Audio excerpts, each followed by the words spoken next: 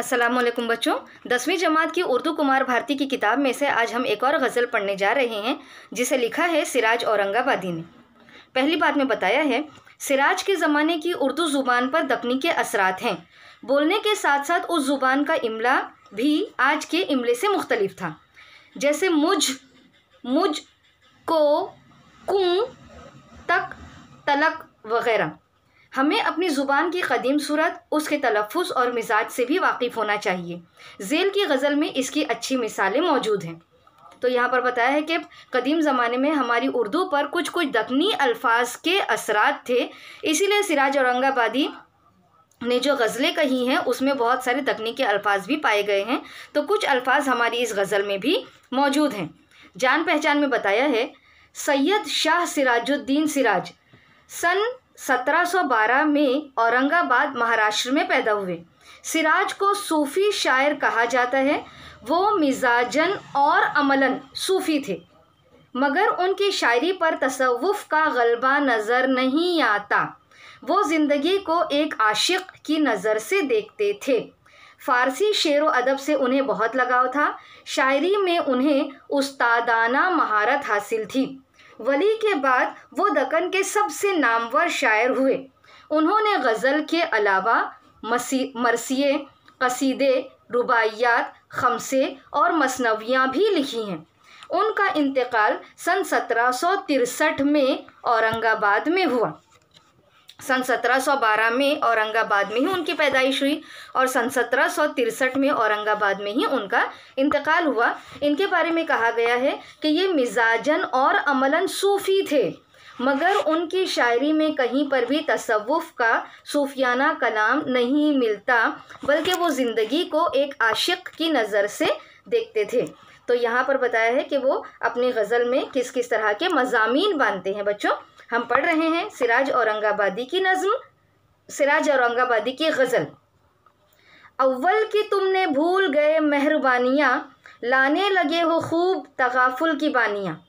अव्वल की तुमने भूल गए मेहरबानियाँ। यहाँ पर सिराज औरंगाबादी अपने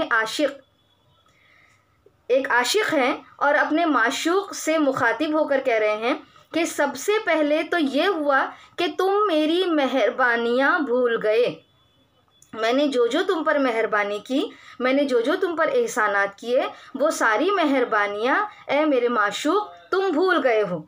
लाने लगे हो खूब तगाफुल की बानियाँ। तगाफुल का मतलब होता है किसी को नज़रअंदाज कर देना, गफलत से लिया गया है। और बानियाँ का मतलब होता है बातें। क्या कह रहे हैं कि अब तो तुम खूब तगाफुल की बातें करने लगे हो। तुम हर बात में यही कहने लगे हो कि मैं भूल गया, मुझे ध्यान नहीं था, या मेरे ध्यान से निकल गया। ठीक है, तो यहाँ पर क्या कह रहे हो कि अब तो तुम धीरे धीरे मेरी मेहरबानियाँ भी भूलने लगे हो। क्या होवेगा सुनोगे अगर कान धर के तुम, गुजरी बिरह की रात जो मुझ पर कहानियाँ। कह रहे हैं, अपने माशूक़ से मुखातिब होकर कह रहे हैं, क्या होवेगा सुनोगे अगर कान धर के तुम। ऐसा क्या हो जाएगा अगर तुम कान धर के तवज्जो के साथ मेरी बातें सुनोगे। ऐसा कौन सा पहाड़ टूट पड़ेगा कि अगर तुम कान धर के तवज्जो के साथ मेरी बातें सुनोगे। गुजरी बिरह की रात जो मुझ पर कहानियाँ। बिरह का मतलब होता है फिराक की रात, मतलब ऐसी रात जब तुम मेरे साथ नहीं थे। यहाँ पर कह रहे हैं जो मुझ पर कहानियाँ, कहानियाँ का मतलब होता है मुझ पर आने वाली मुसीबतें, मेरी बातें, मेरे जज्बात, ऐसे जज्बात जिस रात तुम मेरे साथ नहीं थे। तो मैं वो तुम्हें बता रहा हूँ, कम से कम तुम मेरी बातों को, तुम मेरे ख़यालात को, तुम मेरी कहानियाँ तो सुनो। मगर ये भी हो रहा है कि तुम कान धर के, मतलब ध्यान से मेरी बातें नहीं सुन रहे हो। दामन तलक भी हाय मुझे दस तरस नहीं, क्या खाक में मिली है मेरी जाँ फिशानियाँ। कह रहे हैं कि दामन तलक भी हाय मुझे दस तरस नहीं। दस तरस का मतलब होता है मेरी पहुँच। ठीक है, कह रहे हैं कि मैं इतनी बातें बयान कर रहा हूँ, मैं अपनी इतनी तकालीफ बयान कर रहा हूँ, मैं अपने बारे में बता रहा हूँ, अपनी मुसीबतों के बारे में बता रहा हूँ, मगर फिर भी तुम उस पर तवज्जो नहीं दे रहे हो। तुम बिल्कुल भी मुझे गौर से नहीं सुन रहे हो, बल्कि तुम क्या कर रहे हो, मेरी तमाम बातों को नज़रअंदाज कर रहे हो। तो यहाँ पर कह रहे हैं दामन तलक भी हाय नहीं मुझको दस तरस, ठीक है, मैं तुम्हारी थोड़ी सी तवज्जो भी हासिल नहीं कर पा रहा हूँ। क्या खाक में मिली है मेरी जाफिशानियाँ। जाफिशानियाँ का मतलब जितनी मुसीबतें मैंने तुम्हारे लिए उठाई, जितनी तकलीफ़ें, जितनी परेशानियां मैंने तुम्हारे लिए उठाई, वो सारी के सारी खाक में मिल गई हैं, वो सारी के सारी मिट्टी में मिल गई हैं, क्योंकि तुमने मेरी तमाम बातों को भुला दिया है, तुमने मेरे तमाम एहसानात को भुला दिया है। दागे फिराक लालए बागे ख्याल है, रह गई मेरे जिगर में तुम्हारी निशानियाँ। दागे फिराक, फिराक का मतलब होता है हम फ़र्क कह सकते हैं, लेकिन यहाँ पर जुदाई का दाग, जुदाई का गम। दागे फिराक मतलब जुदाई का गम। लालए बागे ख्याल हैं, बच्चों लाला का फूल जिसे आज तक किसी ने देखा नहीं है, तो कह रहे हैं कि ये जुदाई का गम भी मेरे लिए लालए बागे ख्याल है, ऐसा गुल जिसे आज तक किसी ने नहीं देखा, जो अब तक तसव्वुर में मौजूद है। तो उसी तरह मैं तो इस बात का तसव्वुर भी नहीं कर सकता कि तुम मुझसे जुदा हो जाओगे, तुम मुझसे अलग हो जाओगे। रह गई मेरे जिगर में तुम्हारी निशानियाँ, तुम नहीं हैं, तुम नहीं हो, मगर फिर भी तुम्हारी निशानियाँ अभी तक मैंने अपने जिगर से लगा कर रखा है, मैंने अपने दिल से लगा कर रखा है। तुम्हारी निशानियाँ अब तक मेरे जिगर में रह गई हैं। शायद किसी के कत्ल की होती है मसलहत, रमज़ी तेरी निगाह की सब हमने जानिया। कह रहे हैं कि अब शायद किसी के कत्ल का इरादा तुमने बांध लिया है। मसलहत का मतलब तुमने किसी चीज़ को, किसी काम को करने का सोच लिया है। कह रहे हैं शायद किसी के कत्ल की होती है मसलहत, शायद तुम अपने जहन में, ऐ मेरे माशूक, तुम अपने जहन में किसी के कत्ल, किसी को कत्ल करने का मंसूबा बना रहे हो। क्यों ऐसा कहा शायर ने? रमज़ी तेरी निगाह की हम सब हमने जानिया। रमज़ी का मतलब होता है इशारे, जानिया का मतलब जान गए। हमने तेरी नज़र के सारे इशारे अब समझ लिए हैं, तो हमको पता चल जाता है कि तुम किस शख्स को किस नज़र से देखोगे तो उसका हाल क्या होगा। इसीलिए शायर यहाँ पर कह रहे हैं कि हो सकता है तुमने फिर किसी को कत्ल करने का मंसूबा बना लिया है। कत्ल करना का मतलब उसे अपनी निगाहों से कत्ल करना, उसे अपना दीवाना बनाना।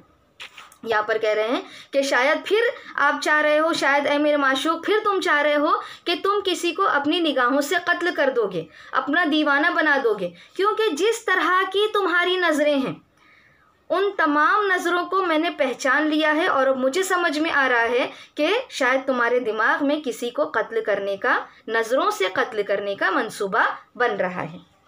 मुझ दिल के कोहे तूर को सुरमा किए हो तुम, बाकी है अब तलक भी वही लंतरानियाँ।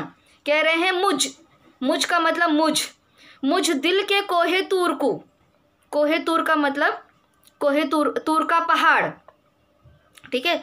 तो यहाँ पर कह रहे हैं कि मेरा दिल इतना सख्त है, इतना मजबूत है, मगर फिर भी ऐ मेरे माशूक तुमने क्या किया, सुरमा कर दिया, रेज़ा रेज़ा कर दिया, पारा पारा कर दिया, मिट्टी कर दिया, खाक कर दिया।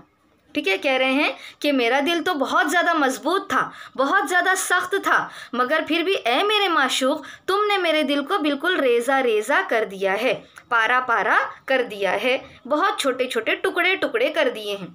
बाकी हैं अब तलक भी वही लंतरानियाँ, लंतरानियाँ मतलब बेकार की बातें। इतने सारे एहसानात मैंने तुम्हारे लिए किए, तुम पर किए, इतने सारे काम मैंने तुम्हारे लिए किए, इतनी ज़्यादा परेशानियां मैंने तुम्हारे लिए उठाई, मगर फिर भी तुमने तमाम चीज़ों को यकसर फरामोश कर दिया। तुम मेरी इन परेशानियों को कह रहे हो कि ये तो बेकार सा काम है, ये तो कोई भी कर सकता है। ठीक है, तो ये सारी बातें जो हैं, मैंने जितने भी एहसानात किए, मैंने जितने भी काम किए, वो सब अब तुम्हारे लिए ऐ मेरे माशूक कोई माने नहीं रखते। कब लग रवा रखोगे तगाफुल सिराज पर, अब इस कदर भी खूब नहीं सरगिरानियाँ। कह रहे हैं कब लग का मतलब कब तक, कब तलक। कह रहे हैं ऐ मेरे महबूब तुम कब तक सिराज के लिए अपने दिल में जगह बाकी नहीं रखोगे। सिराज ये हमारे गज़ल का आखिरी शेर है। इससे पहले भी बच्चों मैंने बताया था कि गज़ल के आखिरी शेर में शायर अपना तखल्लुस इस्तेमाल करता है। तो सिराज औरंगाबादी, सिराज तखल्लुस है, तो यहाँ पर सिराज ख़ुद अपना तखल्लुस इस्तेमाल करते हुए कह रहे हैं कि ए मेरे माशूक, तुम कब तक सिराज को तगाफुल की नज़रों से देखोगे, तुम कब तक सिराज को नज़रअंदाज करते रहोगे, आखिर कब तक तुम उसका इम्तिहान लेते रहोगे। अब इस कदर भी खूब नहीं सरगिरानियाँ, मतलब इतनी भी बेतवज्जोही, इतना भी नज़रअंदाज करना ठीक नहीं, क्योंकि सिराज ने तो तुम्हारे लिए बहुत सारी मुसीबतें उठाई हैं, सिराज ने तुम्हारे लिए बहुत सारी परेशानियां उठाई हैं, तुम्हारे आशिक़ ने तुम्हारे लिए तुम पर बहुत सारे एहसानात किए हैं, हर तरह की मुसीबतों को अपने सर ले लिया है। तो ए माशूक़, तुम कब तक सिराज को नज़रअंदाज करते रहोगे, इतना भी उसे नज़रअंदाज मत करो, इतना भी उसे मत सताओ कि वो बिल्कुल नाउम्मीद हो जाए। तो बच्चों, यहाँ पर इस गज़ल में सिराज औरंगाबादी ने अपने माशूक़ के अलग अलग रंग बताए हैं। जिस शख्स से वो मोहब्बत करते हैं, जिनके वो आशिक़ हैं, जो उनका माशूक़ है, उनकी ज़िंदगी के कुछ हिस्से बयान किए हैं कि किस तरह उनका माशूक़ उनके साथ अपने जो मामलात है वो रखता है। उम्मीद है बच्चों आपको ये गज़ल समझ में आ गई होगी। जब आप लोग इसे पढ़ोगे, जब आप लोग इसे देखोगे, तो आप लोगों को समझ में आएगा कि बहुत सारे अल्फाज इसमें दक्कनी ज़ुबान के इस्तेमाल किए गए हैं।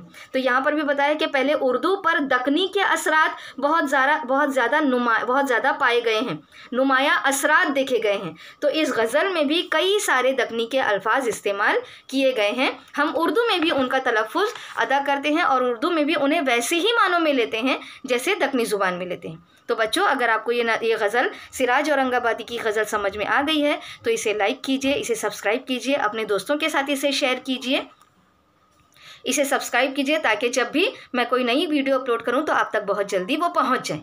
ठीक है बच्चों, अपना ख्याल रखिए, दुआ में याद रखिए। खुदा हाफिज़।